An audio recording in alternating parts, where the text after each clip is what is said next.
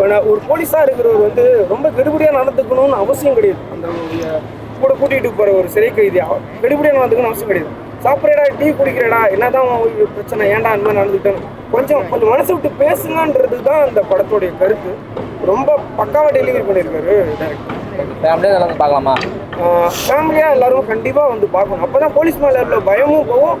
போலீஸாக இருக்கிறவங்களுக்குமே வந்து ஆமாம் நம்மளும் கூட இருக்கிறவங்கள்ட்ட இப்படி தான் நான் நடந்துக்கணும். வேலை செய்கிறவங்கள்ட்ட நம்ம மாதிரி போயிட்டு சும்மா கெடுபடியா ஒரு மாதிரி வரப்பாக நடந்துகிட்டே இருந்தாக்கா அது எந்த அளவுக்கு அவனையுமே பாதிக்கு ஒருத்தரம். நானே சும்மா இருக்கிறேன், நீ தப்பிச்சு விடுன்ற மாதிரி இருக்கு, ஓடுறான்ற மாதிரி இருக்கு, புரியுதுங்களா? அப்போ அந்த படத்துடைய இன்டென்ஷன், அதாவது மனிதர்களோட இன்டென்ஷனை வந்து போலீஸ்காரங்க ஜட்ஜ் பண்ண தேவையில்லைன்றதும் இதில் ஒரு மெசேஜாக சொல்லியிருக்கு. அவருக்கு மறுபடியும் கம்பேக்கா? கண்டிப்பாக இது ஒரு கம்பேக்காக இருக்கும்னு நான் நம்புகிறேன். விக்ரம் பிரபு பக்காவாக பண்ணியிருக்காரு. அவரோட ஆக்டிங் வேறு லெவலில். அதாவது ஒரு